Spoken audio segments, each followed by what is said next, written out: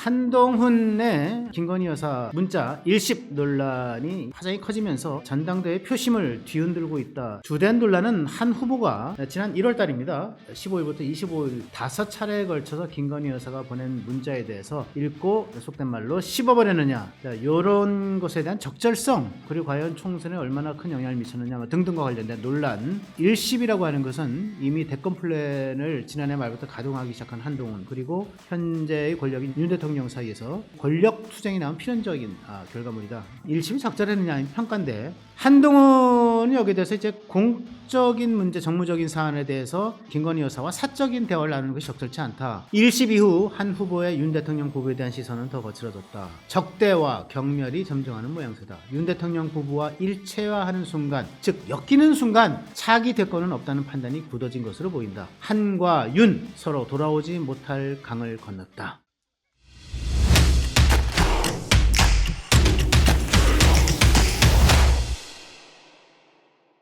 2024년 7월 9일 화요일 허민의 뉴스쇼 시간이 돌아왔습니다. 여러분 안녕하십니까?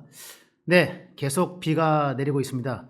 원래 기상청에서는 지난주에 장마 이제 본격화될 거다 이렇게 예보를 했는데, 지난주는 오는 듯 마는 듯 했어요. 대신에 이번 주에 비가 많이 내리고 있습니다. 장마비가 서울부터 제주까지 이번 주 내내 주말까지 내린다고 하니까 여러분 장마철 건강 그리고 안전 유의해 주시기 바랍니다. 네, 허민의 뉴스쇼 오늘 첫 번째 주제는 한동훈은 왜 일십 했을까? 읽고 씹었다라는 속어, 여러분 잘 아시죠? 설명할 필요도 없이 한동훈 후보, 지금 국민의힘 전당대회 후보, 그리고 직전에 이제 국민의힘 총선 앞둔 비대위원장은 왜 김건희 여사의 5차례나 되는 문자에 대해서 답하지 않고 일십했을까? 이겁니다.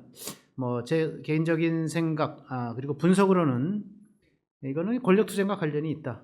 현재의 권력에 대한 미래 권력, 즉 윤석열 권력에 대한 한동훈 권력 사이의 충돌, 갈등, 그리고 이 권력투쟁 와중에 생겨난 필연적인 부산물이고 필연적인 에피소드였다. 전 그렇게 생각을 합니다. 이 소식 제가 화요일날 문화일보 지면에 한 개면씩 싣는 허민의 정치카페, 오늘 원래 2주에 한 번씩 쓰는데 이 주제가 좀 중요해서 다시 일주 만에 썼습니다. 이 정치카페를 토대로 여러분과 함께 나눠보고자 합니다.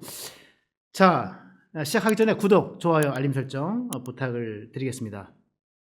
네, 한동훈의 김건희 여사 이게 문자 일십 논란이 이게 파장이 커지면서 이것이 전당대회 표심을 뒤흔들고 있다. 이제 이런 분석이 나오고 있습니다. 주된 논란은 한 후보가 왜 지난 1월 달입니다. 1월 15일부터 25일까지 열흘 기간에 5차례에 걸쳐서 김건희 여사가 보낸 문자에 대해서 답을 하지 않고 읽고 그냥 말해서 속된 말로 씹어버렸느냐, 이런 것에 대한 적절성, 이것이 적절했느냐, 그리고 과연 총선에 얼마나 큰 영향을 미쳤느냐 등등과 관련된 논란이 된다고 생각을 합니다. 같이 제가 쓴 정치카페를 보시겠습니다. 네, 검사 시절엔 김 여사와 수백 차례나 문자를 주고받았던, 검사 시절엔 한 300여 차례 문자를 주고받았던 내용들이 언론에 공개되기도 했고, 이것이 전 법무부 장관 시절에 이제 그 당시 이제 민주당 법사위에 출석했을 때 민주당 의원들로부터 추궁받기도 했죠. 아니 대체 왜 검찰총장 부인과 지금 이제 김 여사죠, 김건희 여사죠, 왜 이렇게 사적으로 문자를 많이 주고받았느냐? 이렇게 상사 부인하고 이렇게 이렇게 친밀하게 친하게 지냈느냐? 사적으로 이렇게 해야 되는 거냐? 이런 것들 추궁받기도 했어요. 그때 한동훈 후보 여러분들 기억하실지 모르겠는데, 검찰총장이 연락이 안 될 때는 그 부인과 제가 친하고 그래서 부인에게 제가 전달해드릴 사항을 이제 전달하느라고 김건희 여사에게 이제 문자를 했습니다. 이제 이런 얘기를 이제 나눴던 것을 이제 기억하실 수 있을 겁니다. 자, 김 여사 수백 차례나 문자를 주고받았던 한 후보는 이번엔 왜 일십으로 일관했을까? 그때와 지금 왜 달랐을까? 저의 주된 화두입니다. 지금 이게. 이는 한 후보 주변에서 윤석열 대통령과 끊임없이 차별화할 것을 주문하는 대권 자문그룹의 조언, 그리고 지난해 말 이미 시작된 윤한간 권력투쟁의 흐름과 맥락 속에서 읽어야 한다. 이게 제가 오늘 쓴 정치카페에 모두 시작되는 말입니다. 자, 제가 이 흐름과 맥락, 그래서 윤한 갈등과 이 충돌의 흐름과 맥락 속에서 이 문자 일십 사건을 읽어야 된다. 이렇게 얘기를 했어요. 무슨 얘기인가? 흐름과 맥락이라고 하는 거는. 제가 이제 취재를 쭉 해보니까요. 그런 것이 이제 드러났는데, 윤석열 대통령과 한동훈 당시 이제 비대위원장, 뭐 당시 지난해 말은 비대위원장이 되기도 직전인데, 어쨌든 이제 한동훈 위원장 간의 충돌은 한동훈이 비대위원장에 이제 이 국민의힘에서 추대되기 직전부터 이미 나타났다라고 하는 것이 이제 나왔어요. 나왔고, 그때부터 총선 때까지 4차례에 걸쳐서, 뭐 지금 저희는 이제 두어 차례라고 이제 알고 있는데, 4차례에 걸쳐서 대통령과 한동훈이 이제 맞붙었다, 충돌했다, 이런 것이 드러났다는 거. 그리고 문자 사건, 문자 일십 사건은 그 충돌 사건에 말하자면 그 가운데에서 그 와중에 자연스럽게 드러난 사건이었다, 나타난 사건이었다, 이렇게 저는 이제 이해를 하게 됐습니다. 그래서 일십이라고 하는 것은 이미 대권 플랜을 지난해 말부터 가동하기 시작한 한동훈, 그리고 현재의 권력인 윤 대통령 사이에서 권력 투쟁이 나온 필연적인 결과물이다. 저는 그렇게 생각을 합니다.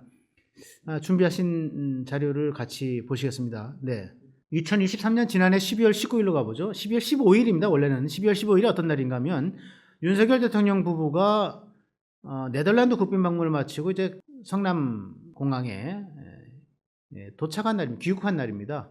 도착과 즉시 윤재욱 원내대표가 이제 저는 제 정식 카페는 용산이라고 썼는데 이제 대통령입니다. 대통령에게 직접 차기 국민의힘 비대위원장감으로 누가 좋겠느냐 선호도를 묻는 이제 여론조사 결과를 보고를 하죠. 그때 여론사 대상으로 올라간 인물이 이제 3분입니다. 김한길, 원희룡, 한동훈, 이제 가나다 순으로 3사람인데 여기서 한동훈 후보가 원희룡 후보보다 조금 앞선 걸로 나와서 한동훈 후보가 1등. 그래서 이걸 보고 대통령은 역시 한동훈이 앞서는군, 뭐 이랬다는 얘기가 있어요. 뭐 그까지는 제가 자세히 담지는 못했는데 어쨌든 그래서 그것이 이제 집권당 내부는 물론이고 이제 용산 내에서도 한동훈 대세론, 한동훈 비대위원장론이 대세가 됐다, 이런 말씀을 드리고요. 그리고 나서 12월 19일 이거 이제 한동훈이 아직 비대위원장이 추대되기 전입니다. 일주일 전인데 한동훈이 갑자기 이제 법 앞에 외에는 없다라는 얘기를 꺼내면서 김건희 명품백, 디올백 문제 관련해서 총선 후 특검론을 꺼냅니다. 총선 후에 특검하자. 지금 민주당 너희가 지금 총선 전에 하자고 하고 있는데 총선 전에 어차피 못하는 것이니 총선 후 하자. 이제 조건부 특검을 내겁니다. 여기서 말하자면 이제 특검은 안 된다고 생각했던 대통령과 용산이 뜨악했죠. 경악을 했는데 이게 1차 충돌입니다. 말하자면. 그런데 이미 이게 한동훈 비대위원장이 대서론이 된 상황에서 어쩔 수 없다. 그래서 비대위원장 수순을 밟게 됩니다. 좀 빨리 진행을 하겠습니다. 1월 초 여당 비대위원들 사이에서 김건희 사과론이 불거져 나오죠. 자, 이러니까 이제 김건희 여사가 이제 좀 급해진 겁니다. 그래서 한동훈 비대위원장한테 1월 15일 1차, 2차 두 번에 걸친 메시지를 보냅니다. 좀 저희 남편과 좀 전화를 좀 해보시죠. 저 상의 드릴 게 있습니다. 뭐 이런 식의 메시지를 두 번 보냈는데 저 문자를 씹죠. 그리고 이틀 뒤 1월 17일 김경률 비대위원, 한동훈 위원장의 최측근이죠. 비대위원이 마리 앙뚜아네트 얘기를 합니다. 뭐 이건 설명하지 않겠습니다. 잘 아시죠? 프랑스 마리 앙뚜아네트, 루이 14세 때 프랑스 대혁명을 촉발시킨 그 왕비. 네, 빵 없으면 뭐 저 케이크를 먹으면 되지 왜 이렇게 민중들이 난리냐라고 잘못 알려진 사실은 그 말을 했다고 해서 민중 폭동을 일으킨 유인했다는 그 마리 앙뚜아네트에 비교를 했다는 얘기. 그래서 이제 용산이 뒤집어지죠. 근데 한동훈은 여기에 대해서 야, 김경률이 무슨 죄가 있어? 우리가 끝까지 우리 당에서 끝까지 안고 가야 될 사람이야. 이렇게 얘기했다는 것. 요것이 이제 2차 윤한 충돌을 불러일으키는 기제가 됩니다. 그리고 그 이틀 뒤도 1월 19일 날 3차 문자, 굉장히 긴 장문의 문자를 김건희 여사가 한동훈에게 발송을 합니다. 그것도 쉽죠. 그러니까 이틀 뒤에 1월 21일 날 이관섭 대통령 당시 비서실장이 한동훈을 찾아오죠. 그리고 윤재욱 원내대표랑 3명이 만납니다. 만나서 윤 대통령의 지지를 철회한다는 뜻을 이제 알립니다. 여기에 대해서 한동훈이 딱 맞짱을 뜨죠. 이거 당무 개입인 거 알고 계시죠? 당무 개입이라고 하는 건 선거에서 이거 굉장히 큰 중죄입니다. 이거는 이제 말하자면 옛날에 노무현 대통령이 당무 개입 때문에 선거 개입 때문에 이게 탄핵 소추까지 갔던 거거든요. 협박한 거죠, 한동훈. 여기 2차 충돌이 마무리가 된 거고요. 그리고 이제 23일, 25일 각각 한 차례씩 4차, 5차 문자 메시지를 보냅니다. 김건희 여사가. 한동훈 여기에 대해서 계속 무응답을 일관합니다. 그리고 3월 20일 3차 충돌이 어떻게 일어나냐 하면은 총선 이제 비례대표 명단을 발표하게 되는데, 여기서 윤 대통령이 좀 내심 해줬으면 했던 사람들이 빠지거나 후순위로 밀리고, 친한 계열의 인사들이 1번부터 시작해서 이제 상위 순번으로 쫙 포진했다는 거죠. 3차 충돌. 그리고 나서 4월 1일 날, 그때 이제 의대 증원 문제가 한참 뜨거울 때였습니다. 의대 증원 문제를 놓고 한동훈이 이제 윤 대통령에게 말하자면 이제 그 배수진을 칩니다. 나 당 비대위원장직 내려놓는 걸 배수진을 치고, 대통령에게 소위 그 대국민 담화가 그날 예정이 돼 있었는데, 그 직전에 의대 증원과 관련해서 유연한 입장을 좀 밝혀달라고 요구를 하게 되죠. 근데 대통령은 담화에서 의대 증원 관련해서 강경 기조를 그대로 유지를 합니다. 여기서 이제 한동훈 위원장이 소위 이제 시쳇말로 빡쳐서 부산 유세장에 내려가가지고 이게 잘못됐다. 이게 여러 가지 뭐 융통성이 있어야 되는데 전혀 그런 게 보이지 않는다. 의대 증원 문제에 대해서는 하여간 좀 유연성을 발휘해야 된다. 이런 식의 얘기를 하면서 사실상 윤 대통령을 직격을 합니다. 요게 4차 충돌입니다. 여러분께 쭉 이 얘기를 말씀드렸고요. 그리고 나서 이제 이렇게 얼마 전부터 이제 이 소위 김건희 문자 일십 요 관련된 것들이 돌면서 지금 전당대회에 나온 이제 한동훈과 그다음 나머지 원희룡, 나경원, 윤상현 이 3인주들 사이에서 1대3 일십 논란이 불거지고 있다, 이렇게 말씀을 드립니다. 자, 정치 카페를 같이 보시겠습니다. 새벽부터 여당 비대위 일각에서 제기된 김건희 여사 사과 필요로는 사과 사과 안 된다. 사과 불가 생각이 확고했던 윤 대통령 입장과 충돌했다. 당시 윤 대통령 생각은 한 달 뒤 KBS 신년 특별대담 2월 7일이죠. 에서 디얼백 이슈에 대해서 뭐라고 말하죠? 대통령이 이건 몰카 정치 공작이다, 이렇게 얘기하면서 대통령 부인이 어느 누구한테도 박절하게 대하긴 참 어렵다. 박절하게 매정하게 대하지 못하고 그냥 만나서 이렇게 대해줬더니 이런 사단이 벌어졌다, 억울하다, 이런 얘기죠. 그러면서 사과는 비켜갔죠. 이러면서 윤 대통령은 사과할 생각을 이제 생각이 없다라고 하는 분명히 한 거예요. 김 여사는 결국 한 위원장의 직접 의견을 구하기로 결심했다. 왜? 여당 내부 비대위원들 사이에서는 뭐 여러 가지 이제 사과가 필요하다는 얘기가 튀어나오고, 대통령 사과할 생각이 없으니까 나 정말 어떻게 하면 좋아요? 대통령 생각은 이런데, 그러면서 이제 사과에 따른 여러 가지 부작용 문제도 언급을 하고, 그러나 난 한 위원장이 결정하면 무조건 따르겠다. 사과 아닌 그 이상인 것도 하겠다, 따르겠다, 이렇게 얘기를 한 거예요. 그 양쪽 사이에 충돌 사이에서 끼어가지고 한 위원장의 직접 입장을 좀 줘야 달라, 이렇게 얘기한 거거든요. 하지만 한 위원장은 1월 15일 두 차례, 19일, 23일, 25일 각 한 차례씩 모두 5번에 이르는 문자 메시지에 일절 답하지 않았다. 이게 제가 취재하고 분석한 내용입니다. 자, 이 문자 일심 논란은 여러 가지 어떻게 보느냐 관점에 따라서 해석이 달라집니다.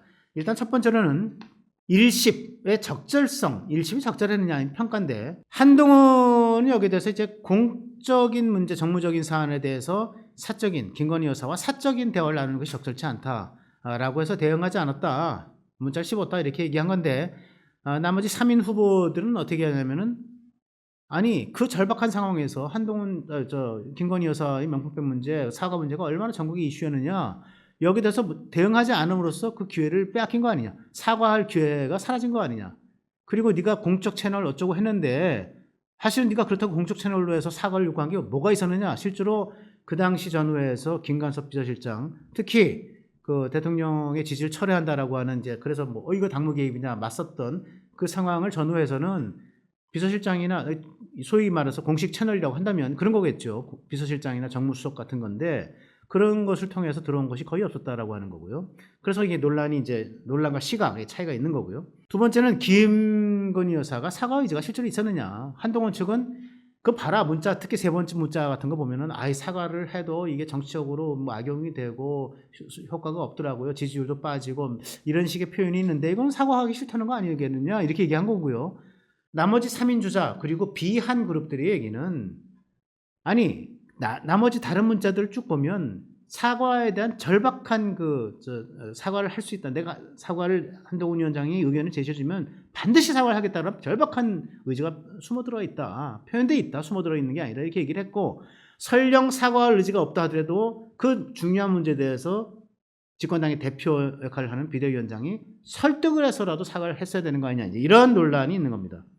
자, 1.12 총선에 미친 영향, 한동훈은 1.12이 아니라 대통령의 국정 실패가 총선 참패를 불러왔다는 입장이고, 그 다음 비한 그룹들은 아까 말씀드린 대로 이 사과의 기회, 사과를 하라라고 하는 충고, 조언을 할 수 있는 기회를 스스로 박탈하면서 이제 총선 참패에 더 원인이 됐다, 이제 이런 얘기를 하는 거죠.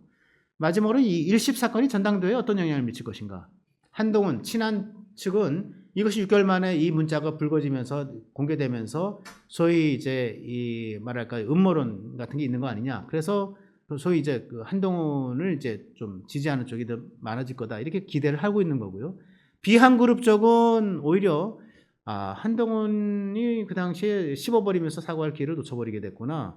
그리고 그렇게 친하게 지냈던 김 여사를 그렇게 말하자면 패싱한 거는 배신한 거 아니냐, 이 배신 전인이 불거지면서 전통 지지층을 중심으로 해서 이제 비한 쪽의 표가 더 많아질 거다, 이제 이렇게 얘기를 하고 있습니다. 자, 마무리하겠습니다. 정치카페 같이 보시겠습니다.